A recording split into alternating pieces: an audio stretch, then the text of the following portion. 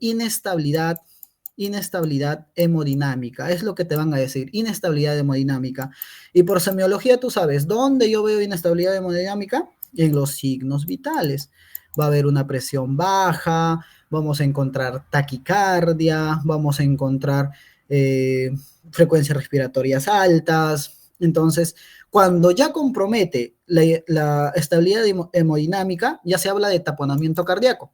Mientras que el derrame pericárdico en la mayoría de los casos pasa asintomático, pero va a depender ya de que se presente uno u otro en ciertos pacientes, primero de la cantidad, ya de la rapidez en cómo se va a instaurar en el saco pericárdico la cantidad de líquido que nosotros vamos a tener y obviamente, como habíamos dicho, la elasticidad del tejido fibroso, de la capa más externa del pericardio.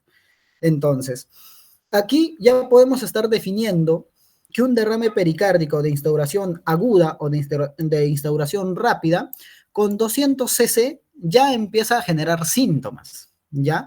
¿Dónde se ve esto? Vamos a ver, pues, en lo que es pericarditis, ¿ya? Vamos a ver en lo que son traumas directos, ¿ya? Vamos a ver en infartos, ¿ya?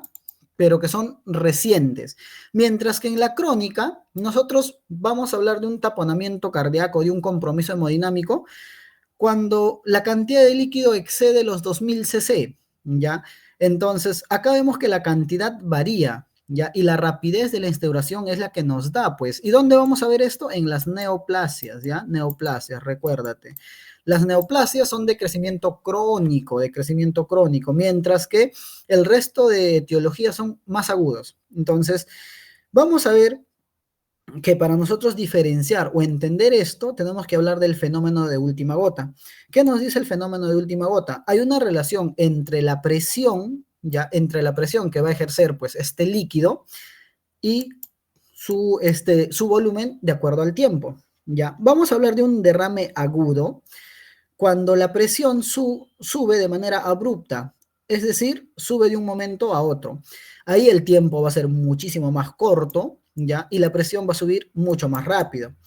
Mientras que cuando veamos un derrame crónico, ya el tiempo de instauración va a ser más lento, más lento, más lento, por lo cual el cuerpo llega a adaptarse. Es por eso que muchas veces un derrame pericárdico crónico no te da síntomas, ya, mientras que un agudo sí te desestabiliza hemodinámicamente, ya, el crónico no.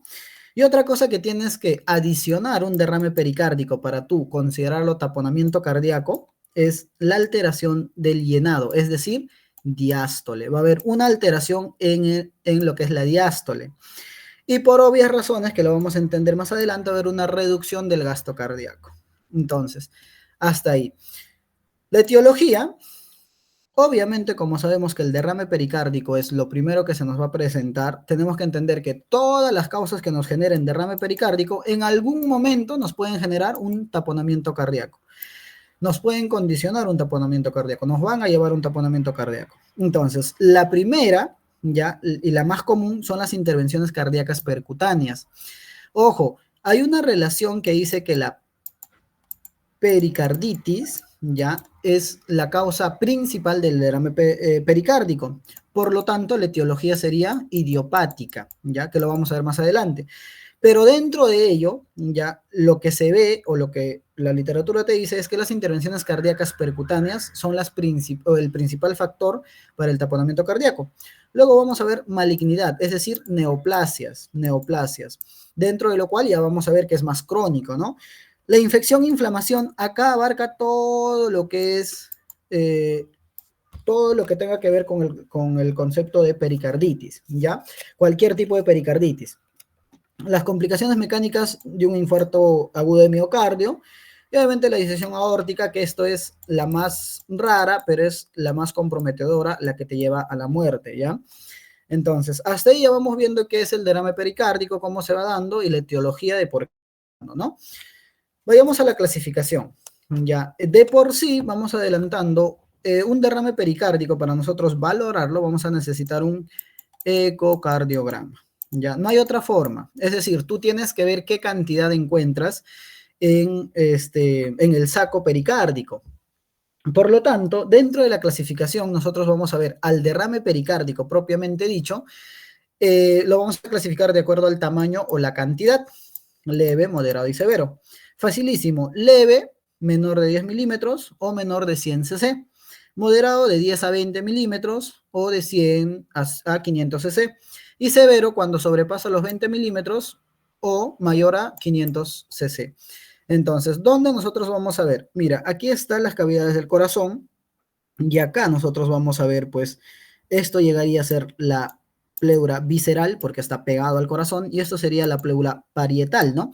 Y dentro de los dos vamos a ver una gran cantidad de líquido y eso es lo que se mide, ¿ya? Ecocardiográficamente, obviamente. Y esto nos va a definir, pues, uno, la cantidad, el tipo de clasificación que le vamos a dar, y esto unido a la duración o a la instauración de este derrame nos va a dar la clínica de por sí.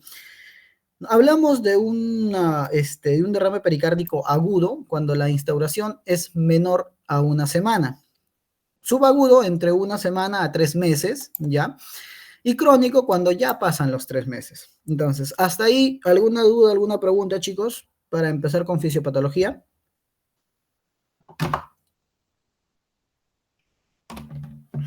Creo que no, ¿no? Bien, continuamos.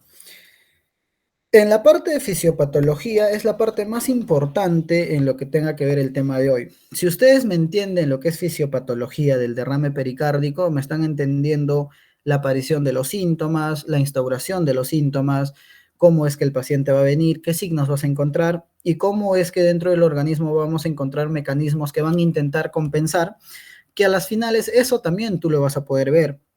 Entonces, lo primero que tenemos que entender es el derrame pericárdico, ¿ya?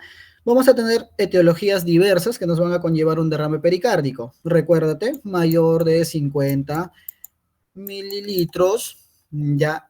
En el saco pericárdico. Entonces, vamos a encontrar un derrame pericárdico, ¿ya? Puede ser leve, moderado, severo, puede ser de instauración aguda, de instauración crónica, pero al final tienes un derrame pericárdico. Esto lo que va a hacer es aumentar la presión de la cavidad pericárdica, va a elevar el aumento de la presión pericárdica, que más adelante lo vamos a ver en un dibujo, ¿ya? Y esto al aumentar va a restringir pues lo que es a las cavidades derechas principalmente, ya que las cavidades derechas van a tener menos presión. Cuando hablamos de cavidades derechas, estaremos diciendo de aurícula derecha y ventrículo derecho. Son los primeros en afectarse, ¿ya? Son los primeros en afectarse. No se van a poder llenar porque la presión de lo que es la cavidad pericárdica los va a aplastar, los va a hacer más chiquito. Y esto, a la larga, nos va a llevar a dos cosas, ¿ya? Por una parte, vamos a tener ya lo que es la disminución del gasto cardíaco. Disminución del gasto cardíaco. Obviamente, porque esto ya va a haber, ya vamos a hablar de un compromiso sistólico, ¿no? Primero es diastólico, porque hablamos del llenado, pero cuando hay una disminución del gasto cardíaco estaremos hablando de un compromiso sistólico a nivel del ventrículo izquierdo, ¿no? Entonces, eso, ¿a qué nos va a llevar? Cuando hay una disminución del gasto cardíaco, lo primero que se va a ver en el cuerpo es hipotensión. ¿Ya? Y la clínica del paciente, cuando el paciente está en un periodo prolongado a la hipotensión, lo primero es que el paciente va a tener pérdida de concentración, pérdida de memoria, confusión. Obviamente, porque en un proceso largo de hipotensión, el oxígeno no va a llegar hacia el cerebro. Recuérdate, no hay gasto cardíaco. Va a venir con astenia, una disminución en la concentración, con una mala memoria. Y por otro lado, vamos a ver que cuando estas cavidades derechas se llenan, ya se llenan y obviamente se están aplastando, lo primero que va a aparecer o saltar es un aumento en la presión venosa yugular. Un aumento en la presión venosa yugular. Luego vamos a ver una presión a nivel de las cámaras cardíacas, llámese ventrículo derecho, ventrículo izquierdo o aurícula derecha de por sí. Se va a aplastar porque es una presión externa. ¿Y esto que te va a dar? Una congestión periférica o también llamado insuficiencia derecha, ¿ya? Y esto tiene por obvias razones, lo que es la clínica de la insuficiencia cardíaca derecha. Lo primero, la ingurgitación yugular, que ya lo has visto, ya sabes cómo buscarlo.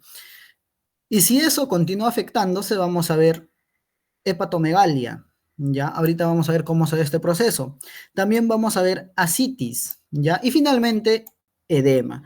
Estos cuatro componentes es la clínica de la insuficiencia cardíaca derecha, dado por la presión de las cámaras cardíacas, ¿ya? Pero por otro lado, cuando estos dos se instauran, estaremos hablando de un taponamiento cardíaco. Mira cómo de un derrame pericárdico, a través de la fisiopatología, tú estás dando a entender cómo se da un proceso de taponamiento cardíaco.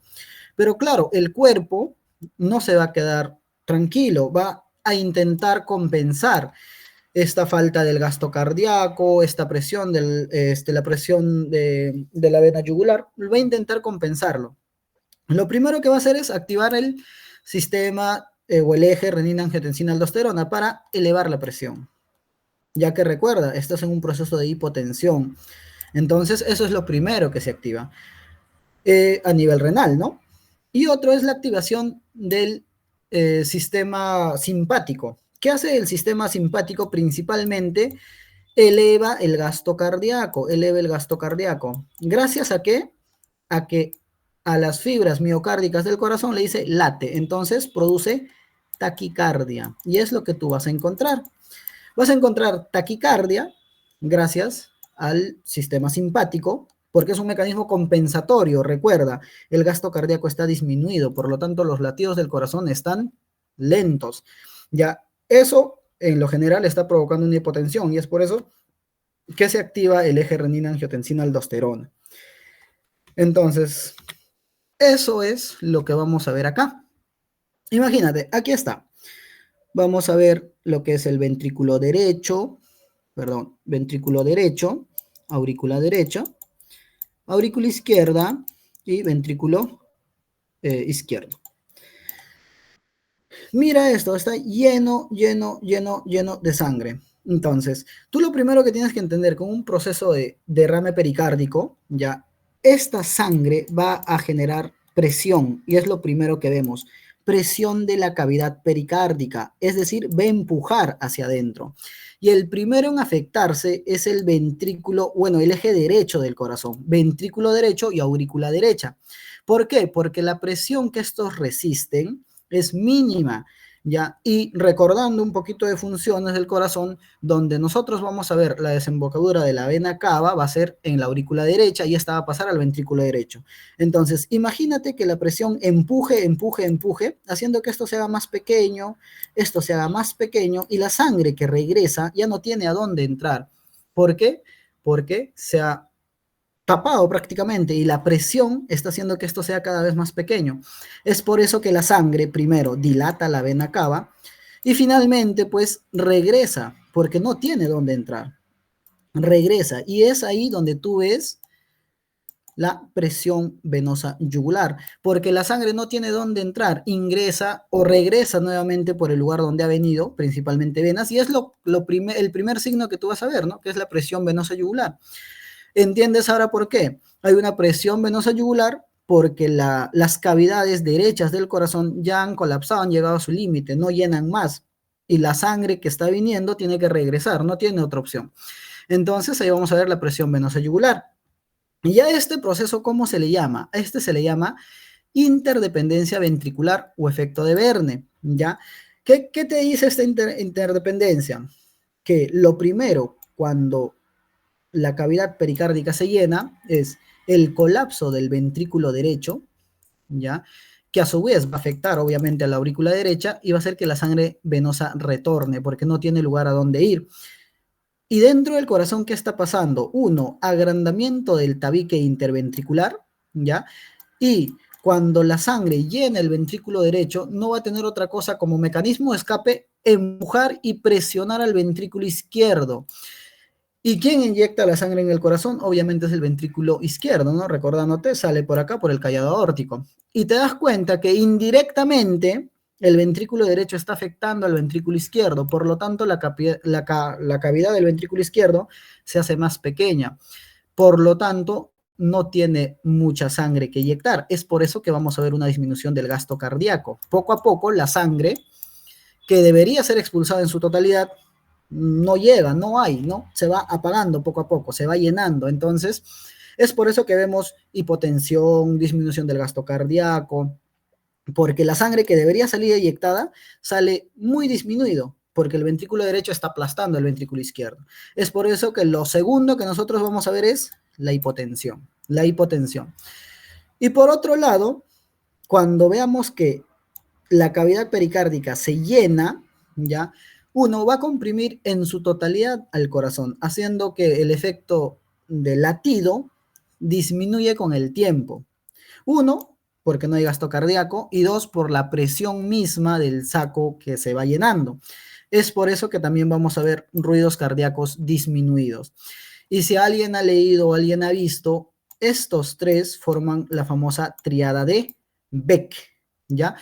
Presión venosa yugular, más hipotensión, más ruidos cardíacos, triada de Beck, esa referencia a lo que es el taponamiento cardíaco. Ustedes ven esto, ven un paciente con esto, automáticamente piensan en taponamiento cardíaco, ¿ya? Pero no solamente hay eso, hay otro que es más importante o igual de importante que estos signos, que es el pulso paradójico y el nombre completo pulso paradójico de Kussmaul, ¿no?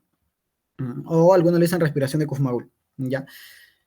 Esto se da explicación con este proceso o con esta interdependencia ventricular, que lo vamos a ver más adelante, pero vamos a explicarlo fisiopatológicamente. ¿Qué es lo que pasa? Cuando vemos pues una expiración normal, ya es cuando el corazón está en su forma normal, cuando el pericardio no se ha llenado. Y como vemos, cuando nosotros vemos el pulso paradójico, lo que nos va a interesar es la medida de la presión arterial, ¿ya? Cuando es un pericardio normal, que no se llenó, que la estructura está indemne, no va a haber cambios en la presión arterial. Mientras cuando se dé este proceso de interdependencia ventricular, donde veamos pues que el ventrículo izquierdo ya se ve afectado por la compresión del ventrículo derecho, lo que vamos a ver es una caída, ¿ya? Una caída en la presión sistólica, en la presión sistólica. ¿Quién te da la presión sistólica? Recuerda, la presión sistólica es de eyección, te lo da el ventrículo izquierdo. ¿Qué pasa? Cuando tú al paciente lo sientas, tomas su presión y reconoces ya lo que es la presión sistólica y le dices, a ver, señor, respire o inspire, mejor dicho, recuérdate que la cavidad pulmonar se va a llenar de aire, aumentando la presión. Aumenta la presión del saco pericárdico y por obvias razones va a comprimir muchísimo más. Y al comprimir mucho más, ya lo que es el volumen sistólico va a disminuir mucho más, porque recuerda, estás presionando de todos lados. Entonces, ante una inspiración prolongada, tú vas a ver cómo la presión sistólica cae más de 10 milímetros de mercurio. ¿Ya? ¿Por qué? Porque el ventrículo izquierdo se hace más pequeño, la sangre que está saliendo se corta más, es por eso que la presión sistólica cae, ¿ya? Y cuando vuelve a respirar, obviamente, la caja torácica vuelve a su normalidad, la presión nuevamente regresa a la normalidad. Eso es el pulso paradójico o el pulso de Kussmaul. Ahora, cuando ya esta presión ha pasado o excedido los límites, a veces no es necesario tomar pues la presión arterial, no es necesario, simplemente con tocar el pulso ya sea radial, vas a ver que el pulso en algunos casos se ausenta, regresa, se ausenta. Ese es el pulso de Kussmaul. Ese proceso se da con la misma explicación, pero ya cuando la presión ha sobrepasado, cuando es un proceso muchísimo más tiempo, cuando ya es un proceso muchísimo más crítico. Mientras tanto, para tú ver el pulso paradójico, necesitas usar el esfingonadómetro para poder medir la presión arterial sistólica. Entonces, con esto deberíamos entender cómo es que se da el proceso de un derrame pericárdico y de un taponamiento cardíaco propiamente dicho, ¿no? Hasta ahí, chicos, ¿alguna pregunta, alguna duda? Creo que no. Ya. Entonces, la clínica ya, pues, ya lo hemos hablado de lo más principal, de la triada de Beck inclusive, pero no solamente es eso, en procesos crónicos, ya, en procesos crónicos donde se ve un derrame pericárdico crónico, en la mayoría de los casos vamos a encontrar disnea de esfuerzo, ya. Dolor torácico o sensación de plenitud, recuérdate, es una masa que está creciendo, que está comprimiendo, entonces obviamente también va a comprimir al epigastrio, por lo cual vas a sentir una sensación de plenitud. Fiebre, en la mayoría de los casos, cuando ya se trata de infecciones, dolor abdominal, síncope, obviamente, por la hipotensión prolongada, ¿no? Por la disminución de lo que es la eyección del ventrículo izquierdo, ¿no? Vamos a encontrar palpitaciones, cuando ya el derrame pericárdico es crónico y crea un efecto de masa, es decir, se ha llenado tanto, pero en un tiempo muy prolongado que tu cuerpo lo ha adaptado, vas a empezar con una compresión local. Vas a aplastar estructuras adyacentes, el diafragma, vas a aplastar al esófago, vas a aplastar a la tráquea, por un efecto de masa, porque está creciendo, ¿no? Y eso a la larga va a las estructuras adyacentes, las va a aplastar. Entonces pueden venir pacientes con náuseas, con disfagia, con ronqueras o con singultus, ¿no? Que es cuando el nervio frénico se pinza por un efecto de masa. Entonces, lo que tú tienes que ver es la exploración física, el signo de Edwards, que no es otra cosa que la percusión subesternal, es decir, percutes este nivel. Percutes y vas a encontrar matidez. Matidez. ¿Qué significa? Que los alveolos, ya que estaban en esta zona, por un efecto de masa o de compresión, terminaron reventando. Es por eso que se escucha mate, ¿no? Es un proceso consolidativo alveolar a ese nivel. Signo de Kuffmagul, ya la conoces. La elevación de la presión venosa yugular, ya sabes por qué se da, ya sabes cómo encontrarlo, y el pulso paradójico, ¿no? Obviamente. Y obviamente, ya está el pulso paradójico o el signo de Kuffmagul, ¿ya? Esto es lo que les explicaba. Entonces, nosotros vamos a encontrar ante un taponamiento cardíaco una disminución de la presión arterial sistólica, ¿no? Para que esto sea, pues, dicho por así, pulso paradójico considerable, tiene que pasar más de 10 milímetros de mercurio durante la inspiración prolongada. Esa es. Entonces, otro punto que nosotros tenemos que saber es el electrocardiograma, que me imagino que ayer mi compañero Brian ya les ha instruido en esto, porque han visto puro electrocardiograma. Esto en un derrame pericárdico no lo vas a encontrar. Recuérdate, la mayoría es asintomática, pero cuando hablamos de un taponamiento cardíaco propiamente dicho, lo primero en el electrocardiograma es una taquicardia. Obviamente ya recuerdas por qué, ¿no? El sistema simpático es el que va a actuar y va a hacer que el corazón empiece a latir mucho más rápido. Entonces, vas a encontrar taquicardia, bajo voltaje del complejo QRS, mira, por acá está el complejo QRS, vamos a encontrarlo acá, vamos a encontrar muy bajo nivel. Y esto es lo más importante, chicos, la alternancia eléctrica. La alternancia eléctrica. No sé si se dan cuenta. Vamos a ver si lo puedo agrandar. Ya. Vayámonos. Vamos por acá. Ya. La alternancia eléctrica te dice que el complejo QRS, ya, en uno va a ser grande. Mira, aquí está grande, aquí está grande. Y en el otro va a ser pequeñito. En un latido va a ser grande y en el otro va a ser pequeñito. En el otro va a ser grande, en el otro pequeñito. Y se den todos pequeñito. Mira, aquí está grande, aquí está pequeñito, aquí está grande, aquí está pequeñito, aquí está grande. Entonces va a ser en todos, en todas las derivaciones, ya sea precordial, ya sea en la derivación uno, 2, en el ápice, en todas las derivaciones vamos a encontrar alternancia eléctrica. Cuando tú veas en un EKG alternancia eléctrica, más obviamente tu clínica, piensas en taponamiento cardíaco. Suficiente con eso para diagnosticar. Obviamente, cuando la taquicardia se descontrola, puede llevarte unas arritmias, ¿ya? Y por ahí puedes encontrar depresión del segmento ST, ¿ya? Pero lo primero que tú tienes que recordarte es taquicardia sinusal y alternancia eléctrica. Son las dos principales signos electrocardiográficos que tú vas a encontrar ante un taponamiento cardíaco. Entonces, otras cosas que tú puedes pedir. Radiografía de tórax, ¿ya? Y lo que vas a saber, no sé si se puede observar, ya, el corazón en garrafa o en tienda de campaña, algunos le dicen en garrafón, es cuando la silueta del corazón crece, crece principalmente en la base, ¿ya? Y si tú eres observador, por acá puedes ver una silueta ligeramente más blanca. Esa es la silueta normal del corazón, mientras que todo lo que está alrededor ya estaríamos hablando pues de la hoja parietal que se ha separado y dentro obviamente vas a encontrar líquido. Esto ya en instancias tempranas, en volúmenes pocos de 200 o 100, no se observa. Este signo radiográfico, que es el corazón en garrafa o la tienda de campaña, se encuentra cuando el líquido dentro de la cavidad pericárdica sobrepasa los 300 mililitros. Si no, no se ve.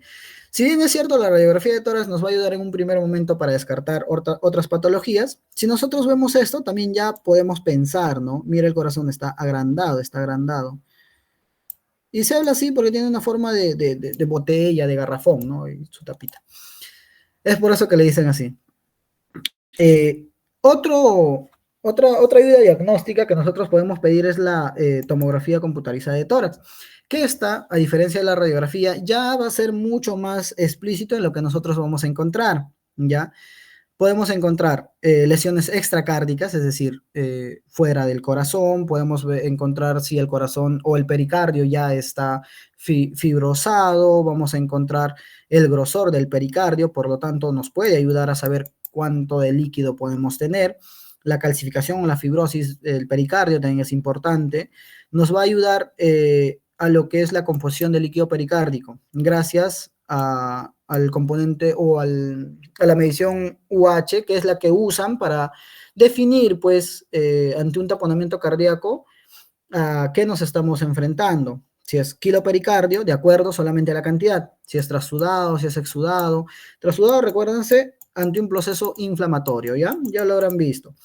Purulento o cero purulento o hemático, ¿no? Que es la que más nos preocupa, porque esto sí te puede llevar a la muerte, mientras el resto puedes aguantarlo. El componente hemático significa shock, ¿ya? Y el ecocardiograma, como hemos dicho, pues es lo que vamos a necesitar tanto para el diagnóstico como para el tratamiento.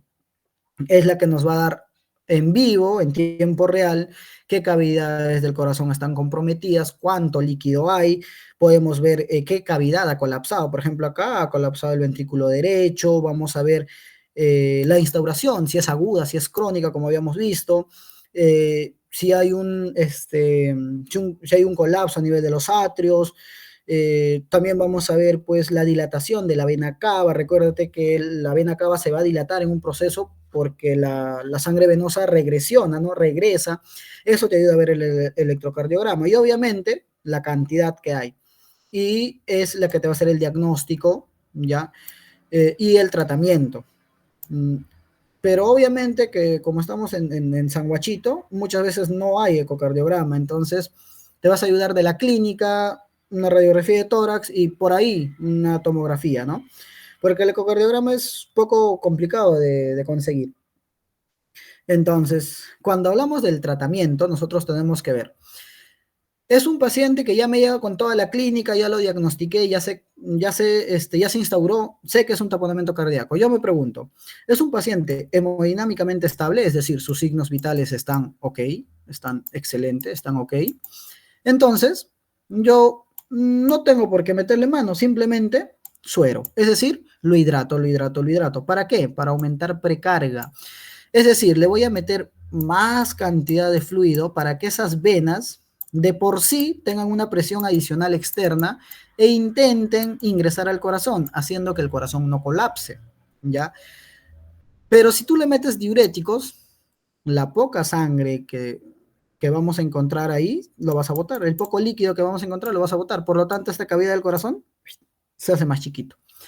Vasodilatas, metes vasodilatador, la vena crece, va a tener más líquido, la arteria crece, va a jalar más líquido, la cavidad del corazón se comprime por la presión que estamos viendo, ¿no? Entonces, nunca en un taponamiento cardíaco le vas a dar diurético ni vasodilatador. Pero generalmente esto es en un mundo ideal donde la paciente vino por, o el paciente vino por otra enfermedad y por ahí le sacaste una radiografía y te hizo pensar, o le sacaste un EKG y te hizo pensar en un derrame pericárdico. Generalmente vienen pacientes hemodinámicamente inestables, de una instauración aguda, ya sea por un golpe directo o ya sea por otras patologías. Se aparecen hemodinámicamente estables, con la presión arterial disminuida, con taquicardia, taquipneicos, confusos. Entonces, lo primero que tú vas a hacer es diagnosticas y haces una pericardiocentesis dirigida, ¿no? Si con esto no has solucionado, te vas a una ventana pericárdica, es decir, abres el pericardio. Esa es la segunda opción, más quirúrgico, ¿ya? Entonces, ¿cuándo vas a dar una pericardiocentesis? Cuando tú piensas en una pericardiocentesis, en un taponamiento cardíaco, ¿ya?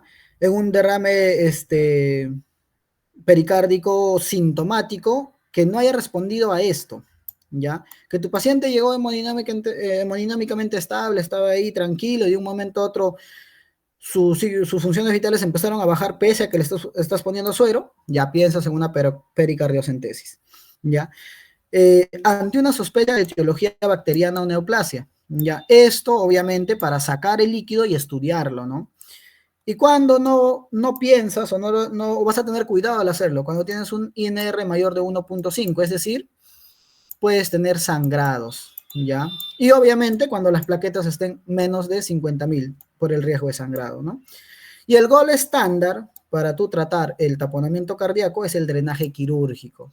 Es decir, abres, lavas, reparas lo que tienes que reparar, inclusive va a haber secreciones cerosas, mucopurulentas y lo sacas. Es el gol estándar. Pero lo más rápido en emergencia, lo que más se usa, pericardiocentesis, ¿no? Entonces, hasta ahí, chicos, ¿han entendido todo lo que es taponamiento cardíaco? Esperemos que sí. ¿Alguna duda, alguna pregunta? Mientras tomo agua.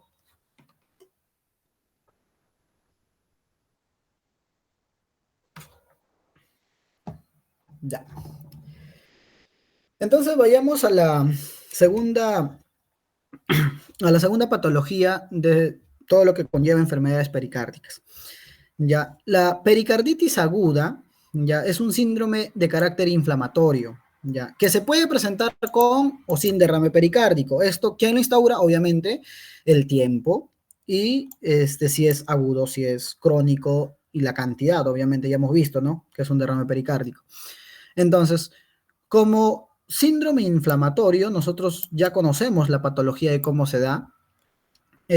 Lo que tenemos que recordarnos es cómo diagnosticamos una pericarditis aguda, porque es bastante confuso y siempre llega a confundirse con un infarto, con un IMA, porque lo primero que el paciente va a presentar en el 90% de los casos es el dolor, ¿ya? Y es un dolor característico, es un dolor parecido al IMA, es un dolor que se irradia hacia el cuello, hacia la extremidad, hacia el hombro izquierdo, hacia la espalda. Entonces, la mayoría piensa que es un IMA. ¿Cómo diferencias? El dolor torácico en la pericarditis aguda es punzante, ¿ya? Mientras que en el IMA es opresivo, ¿ya? La primera diferencia. ¿Cómo tú diferencias? Esto te va a punzar, te punza, te punza, te punza, mientras el IMA te aprieta, te aprieta. Otro, el roce pericárdico, ¿ya? Imagínate que la cavidad pericárdica, tanto ya sea parietal y visceral, perdón, visceral y parietal, el líquido de acá llegue a inflamarse, todas estas paredes lleguen a inflamarse y el líquido de acá escasea. ¿Qué va a pasar? En algún momento estos dos van a llegar a chocarse, van a llegar a encontrarse y a rozarse. ¿Y qué habíamos dicho de lo que es la capa parietal? Es inervado, ¿no? Es inervado, por lo que te produce dolor, ¿ya? Y es lo primero que tú vas a ver, dolor. El roce pericárdico, tú lo vas a escuchar en la diástole, ¿ya? En la diástole. Pones tu estetoscopio y vas a escuchar como si rozaras dos hojas secas. Eso es lo que te dicen, dos hojas secas que se están rozando. A nivel electrocardiográfico, vamos a ver una elevación difusa del segmento ST, ya lo vamos a ver más adelante. Y obviamente podemos encontrar derrame pericárdico, ¿no? Ya sea en ese proceso de una pericarditis aguda o cuando esto llega a empeorar. Entonces, la clasificación de la pericarditis, la mayoría lo clasifica por el tiempo, ¿ya? Por el tiempo, que también lo vamos a ver. Una clasificación aguda, subaguda, crónica y recurrente, ¿ya? Dentro de la etiología, ¿ya? La mayoría dice idiopática, ¿ya? Idiopática. El 70% de la etiología de una pericarditis es idiopática. No encuentras idiopática. Si quieres ser más específico, idiopática posinfecciosa. Posinfecciosa. ¿Ya? Si en tu clave no está, te vas a lo segundo más común, que es etiología infecciosa, dentro de las cuales la primera que vas a encontrar es viral, ¿ya? Y dentro de lo viral, ¿quién es el más común? El virus Coxsackie, del grupo B, ¿ya? Más que del A, grupo B. El grupo A es el que te da boca, mano, pie, y el grupo B es el que te va a afectar al bobo, es decir, al corazón, ¿ya? Bobo, Coxsackie grupo B, al corazón, ¿ya? Etiología más frecuente, si no es idiopática, es viral, de un 30 a un 50%. Obviamente vas a encontrar de origen bacteriana, podemos encontrar Mycobacterium tuberculosis, que es en nuestro medio uno de los principales, pero podemos encontrar neumococos, meningococos y toda la cartera de variedad de las bacterias. Hongos, ya siempre pensar en una infección por hongos en pacientes inmunocomprometidos, es decir, VIH, por ejemplo. Ya, cuando tú encuentres un paciente VIH con un dolor característico que pensarías en una IMA, que no se te escape una pericarditis aguda, ¿ya? Entonces, parásitos obviamente siempre debe estar, ya, enfermedades autoinmunes sistémicas, el lupus eritematoso sistémico, es lo primero. Recuérdense que el lupus siempre afecta a todo es lupus, ¿ya? Siempre va a afectar a todas las partes del organismo. La insuficiencia renal también te puede producir una pericarditis aguda, principalmente la insuficiencia renal urémica, ¿ya? Urémica. Dentro de ellas también vamos a encontrar, obviamente, neoplasias, ¿ya? Vamos a encontrar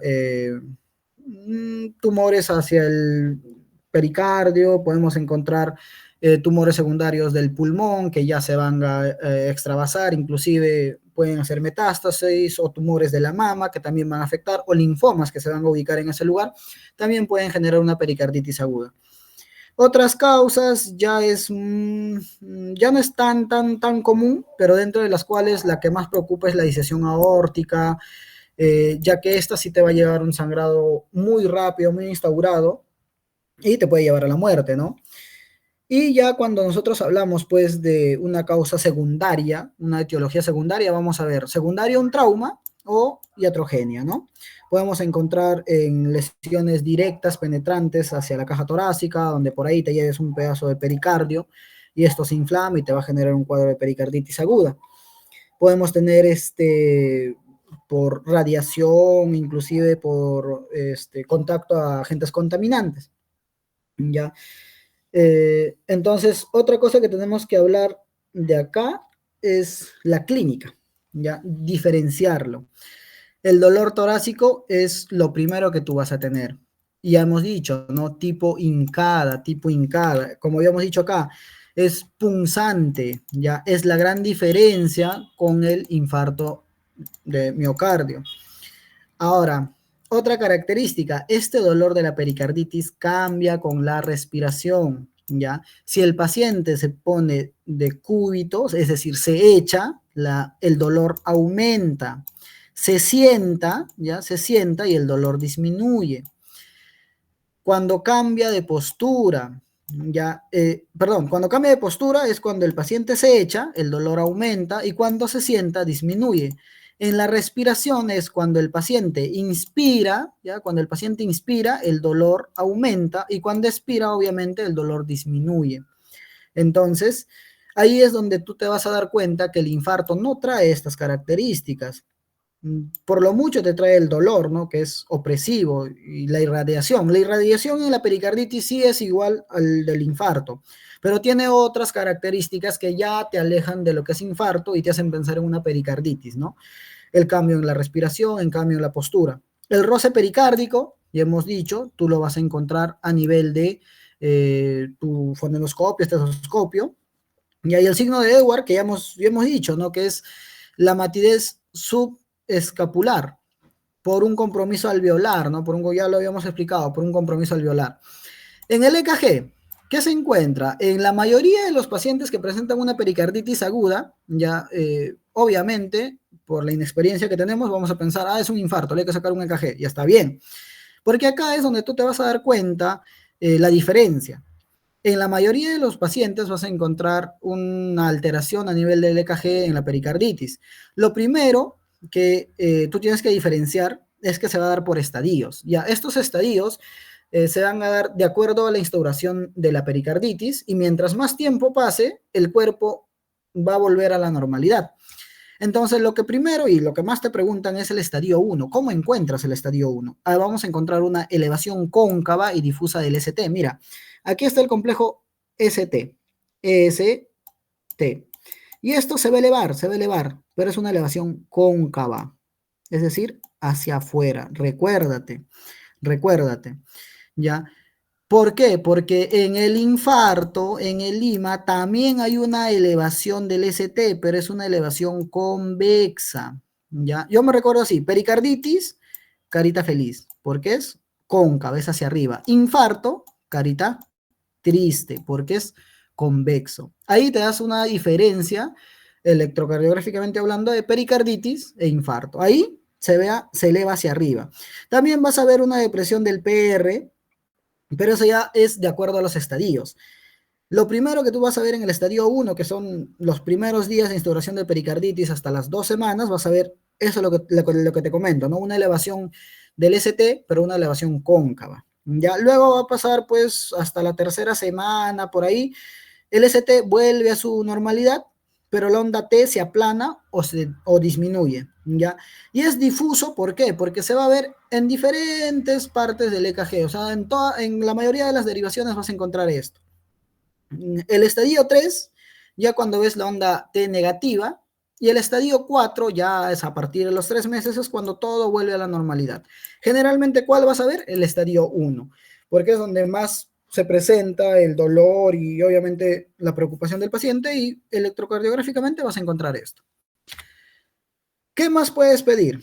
Obviamente electrocardiograma, radiografía de tórax, póster anterior y lateral, evitar para ver pues, un derrame pericárdico, que es su principal complicación, un ecocardiograma transtorácico también para ver en vivo e indirecto qué es lo que está pasando, una tomografía cardíaca para, como ya hemos visto en el taponamiento, nos describe muchísimo más pues a nivel pericárdico las estructuras, y finalmente la resonancia magnética, que es lo que actualmente se usa, ¿no? Que es el estudio más sensible, que si en la resonancia magnética tú ves el pericardio más de 2 milímetros, ya consideras pericarditis y obviamente le pones el nombre de acuerdo a la etiología que tú buscas, ¿no? Pero como estamos en San Huachito, resonancia magnética casi no hay. ¿Qué otras cosas buscas? En laboratorios generales, obviamente hemograma, perfil de coagulación, inclusive la función renal tienes que pedir acá. Marcadores de inflamación sérica, el PCR, BCG, esto para ver qué tanta inflamación hay a nivel del pericardio, ¿ya? También marcadores de lesión miocárdica, CPK, por ahí poder, troponinas, tienes que pedir. Para descartar un proceso de infartos, ¿no? Principalmente. Y hay una patología que ya involucra la capa pericárdica con la miocárdica. Ya la inflamación llega hasta la capa miocárdica y ahí es donde los marcadores de lesión miocárdica, principalmente troponinas y CPK, son las que te van a ayudar para diferenciar esto, que es la miopericarditis aguda, ¿no? Las pruebas específicas, la ADA, ya esto en caso de TBC, ya es un marcador donde pues tú sacas un poquito de líquido de la cavidad pericárdica y simplemente lo mandas al laboratorio y si el ADA está elevado, tú vas a encontrar TBC. Y el ANA, obviamente, para lupus, ¿no? Para lupus eritematoso sistémico. Por ahí también vas a sacar pruebas de VIH, serologías, pero los más principales, estos. Dentro de las pruebas de imágenes, ya hemos visto, ¿no? Radiografía de tórax, tomografía de tórax, resonancia magnética. Y finalmente, la pericarditis aguda, solamente para que recuerden y sepan, ya, la sintomatología de por sí lo vamos a tener así.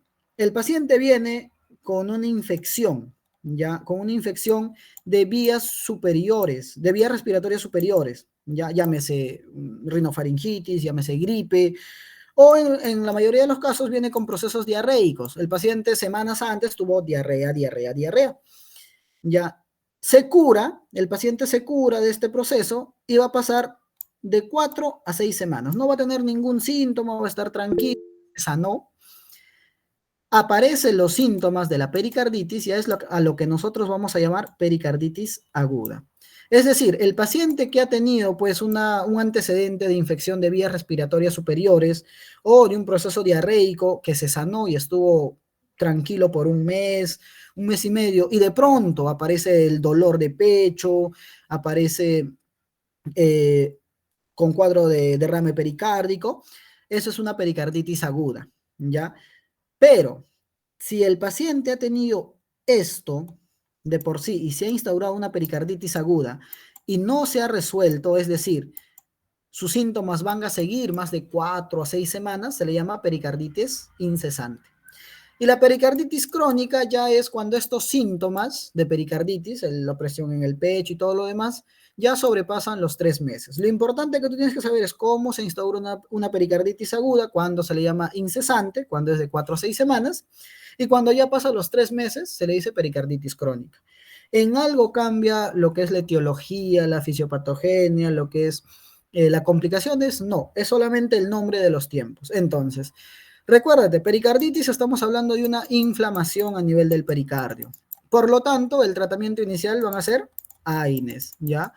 No quiero redundar mucho acá porque esto ya lo van a ver con el transcurso de la carrera. Lo importante es que lleguen a diagnosticar.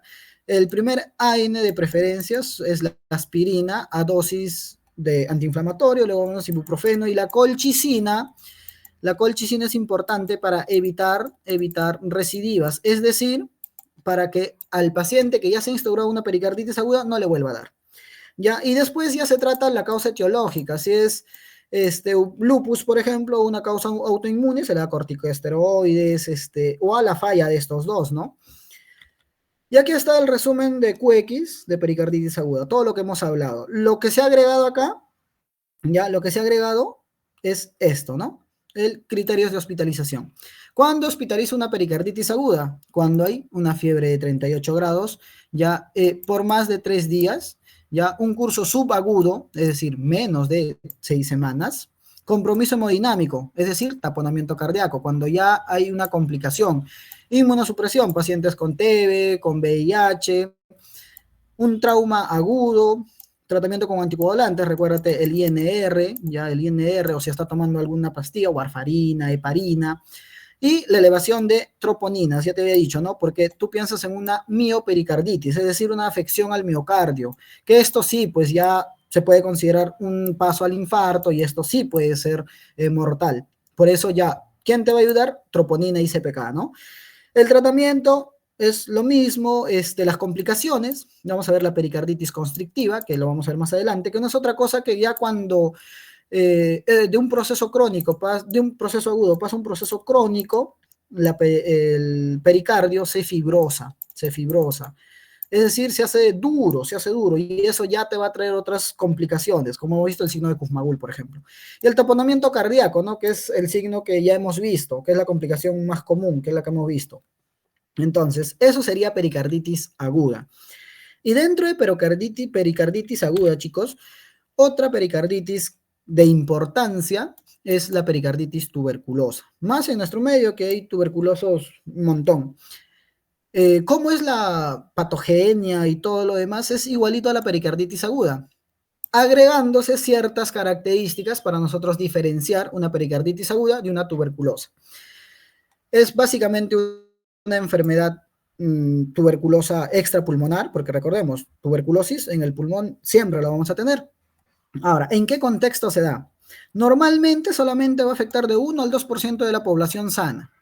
Ya, pero este porcentaje se incrementa en pacientes inmunocomprimidos, es decir, VIH, ¿no?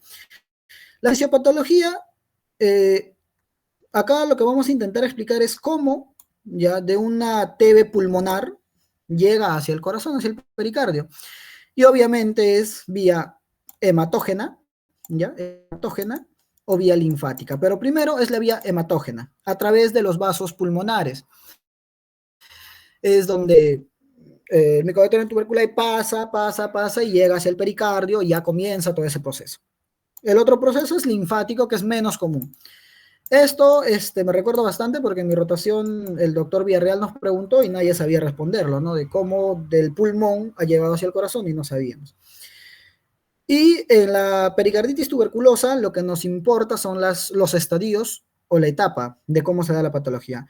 En primera, cuando el tuberculosis llega hacia el pericardio, se instala, ya va a empezar, gracias a la albúmina, recuérdate que es rico en albúmina, va a empezar una etapa, o la primera etapa, donde va a haber un exudado fibrinoso, ya, donde vamos a encontrar gran recuento de neutrófilos, recuérdate, es una infección primaria. Entonces, los neutrófilos, como primera línea de defensa, vamos a encontrar gran cantidad de acá. Y obviamente aumento de micobacterias, porque la infección está latente, está ahí. En la etapa 2 ya vamos a encontrar un derrame o un exudado cero sanguinolento, y esto es característico, chicos. Cuando te hablen de, en un contexto de pericarditis, cero sanguinolento, tú piensas en TBC. TBC es exudado o derrame cero sanguinolento. Vas a encontrar exudado cero, por ahí lípidos, más sangre. Y gran recuento de linfocitos.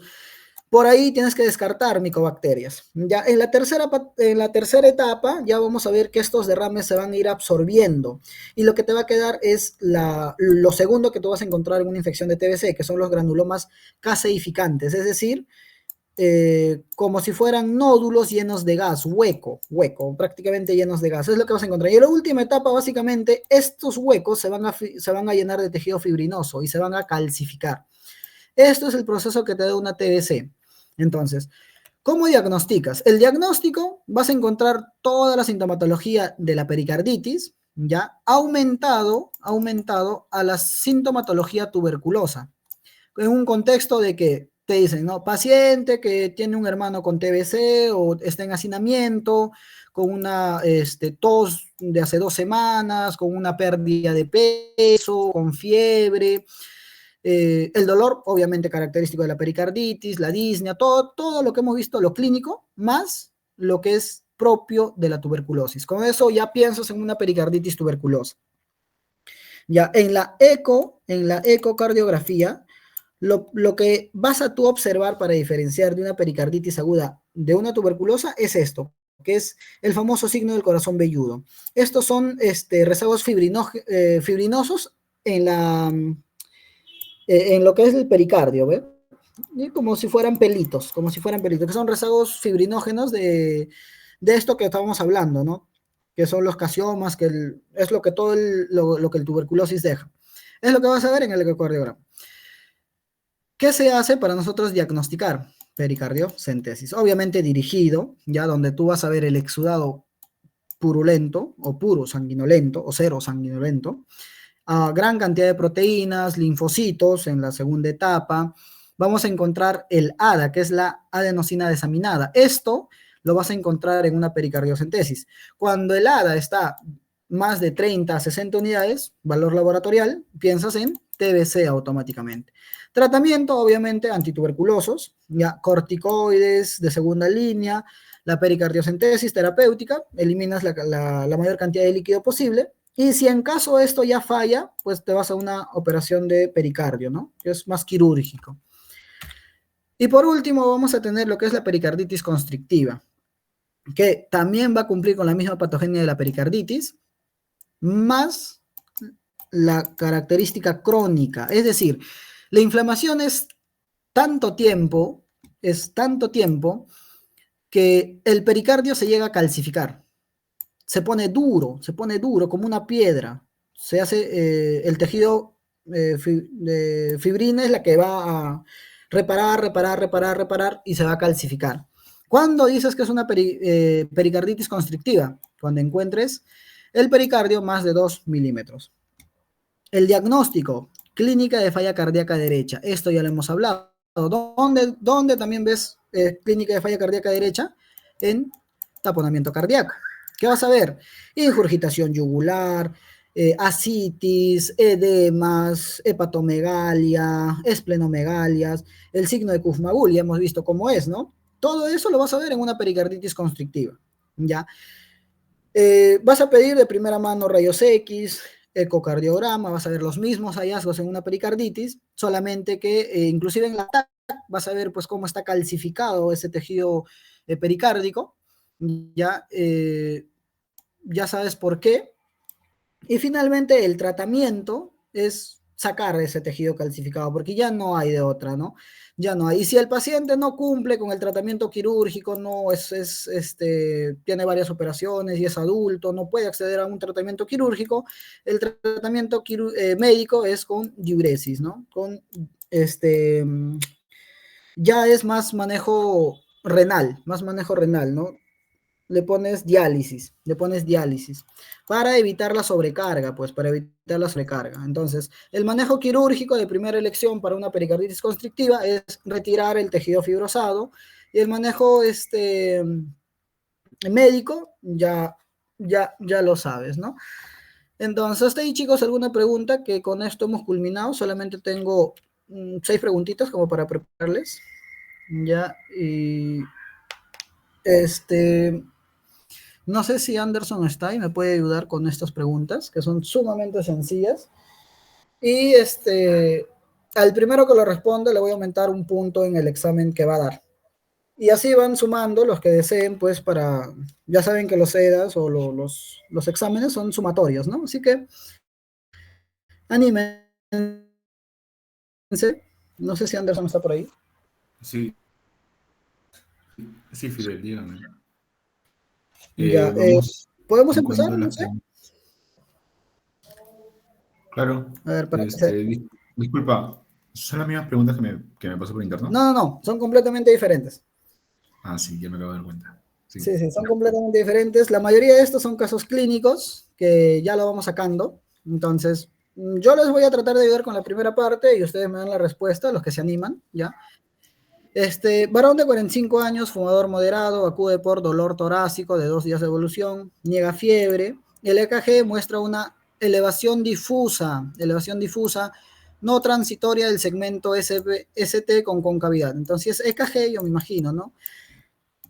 Elevación difusa será con concavidad del ST, será esto, ¿no? Entonces, esto es mi carita feliz. Ya estoy pensando más o menos en qué puedo tener. Tiene un dolor torácico más elevación de KG. Y bloqueo de rama izquierda, bueno, vino con su yapa. Entonces, ¿cuál es el diagnóstico más probable? Ahí, alguien que se anime. Mayo Flores levantó la mano primero. Ah, sería una pericarditis aguda. Pericarditis aguda, ¿no? La angina ya lo han visto ayer, o no, esta es la última clase que no les voy a adelantar, que es del docente invitado, ya angina prismetal y angina inestable, estables de él. Y el infarto agudo de miocardio hemos sabido cómo diferenciar con un EKG, ¿no? Que es la carita triste, es elevación del segmento ST, pero con convexidad, no es con concavidad, es con convexidad. Preguntita 2. Varón de 25 años, fumador, refiere dolor torácico punzante que mejora al sentarse y empeora al inspirar. Ya al examen, frote pericárdico, EKG con ST elevado difuso. Diagnóstico.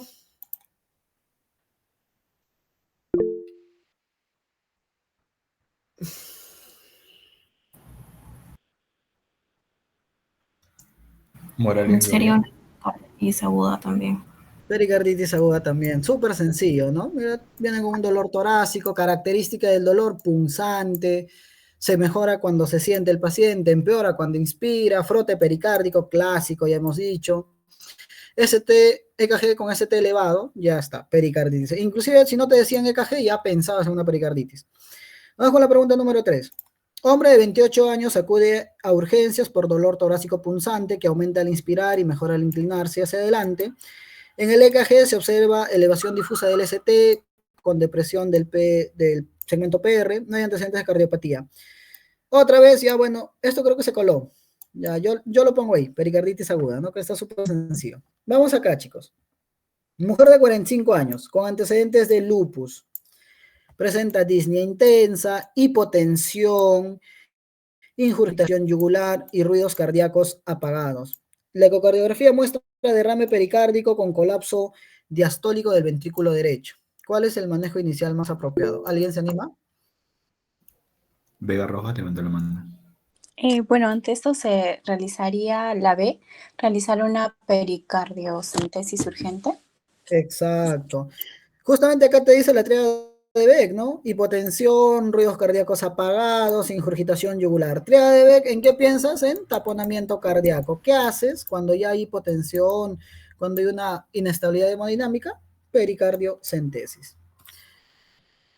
Las tres últimas, chicos, vamos con esto. Paciente de 60 años con antecedentes de tuberculosis, presenta edema periférico, ascitis y hepatomegalia. El examen, las venas yugulares permanecen distendidas, incluso en la expiración, signo de Kuffmagul. Diagnóstico más probable.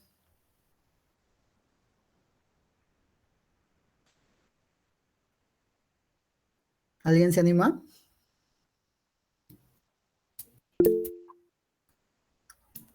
Cáceres Ramos. Sería una pericarditis constrictiva. Pericarditis constrictiva. ¿Por qué? Miren, chicos, es un paciente de 60 años con antecedentes tuberculosis. Es decir, está teniendo un proceso crónico ya.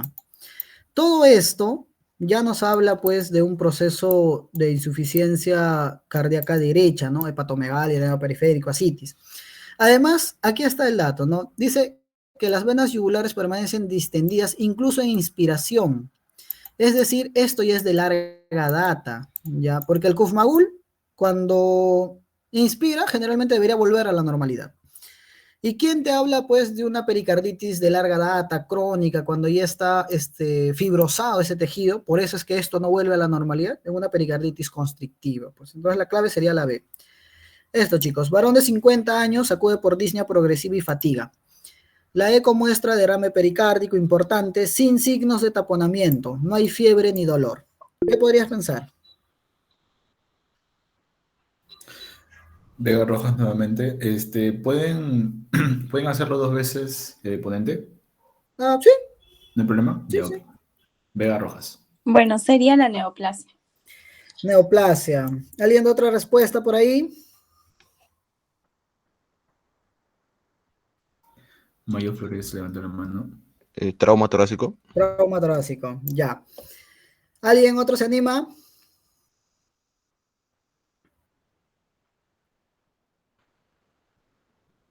No, creo que entre los dos, ¿no? Infección bacteriana aguda, dentro de lo que nos dice disnea progresiva y fatiga, no hay ese contexto. Debería ser más agudo. Debería ser más agudo para pensar en una infección bacteriana aguda. El proceso de trauma torácico, si bien es cierto, nos puede dar esto, pero no hay el antecedente de que el paciente haya sufrido el trauma en sí. Entonces, por eso se descarta.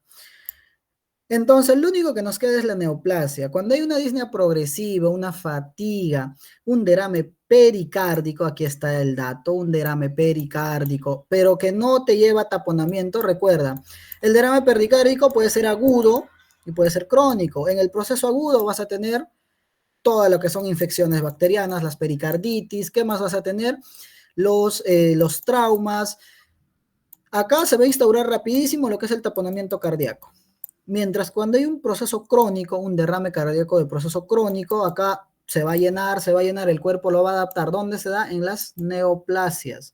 El cuerpo lo asimila. Por eso no hay taponamiento cardíaco, porque se va llenando de a poquito. Entonces acá la clave sería la B. El último, chicos.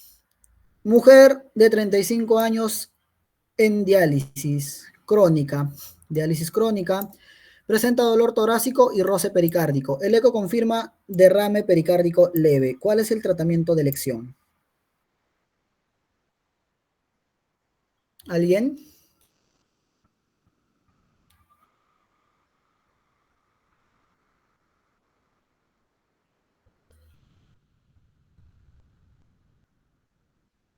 Les doy con el diagnóstico. También estaremos hablando de una pericarditis aguda, pero urémica, ¿no? Que es renal, urémica, y lo hablamos en la etiología. Y el tratamiento, ¿alguien se recuerda? También lo dije, cuando hablábamos de una pericarditis aguda de urémica o de insuficiencia renal. Intensificar la diálisis. Muy bien, no sé quién dijo, pero esa es la clave, ¿no? Antibióticos nunca hablamos porque recuérdate que lo principal es viral, si hablamos de infecciones. Anticoagulación es un riesgo más bien. Ya, los corticoides es de segunda línea. Cuando la primera línea falla, siempre se le da corticoides. Entonces acá solamente es intensificar la diálisis para que ese derrame pericárdico se vaya con la diálisis, ¿no? Entonces, hasta ahí, chicos, ha sido mi presentación. Espero no haberlos aburrido. He tratado de hacer lo más corto y didáctico posible. Si alguno tiene alguna pregunta, alguna duda, por favor me lo hacen saber. Y las preguntas que les he puesto están muy similares a lo que acabamos de ver. Yo creo que la mayoría puede llevarse algunos puntos ahí. Difícil no está, chicos. ¿Alguien, alguna pregunta, algo? Sí, chicos, se pueden animar para hacer algunas preguntas. Ya entonces, si no, daríamos inicio para el primer cuestionario. Nuevamente, muchas gracias, ponente Fidel, y felicitarlo por la gran ponencia el día de hoy. Hasta por interno me han estado comentando de que estuvo muy entretenida y demás. Ricardo Medina, quizás quiere hacer una pregunta.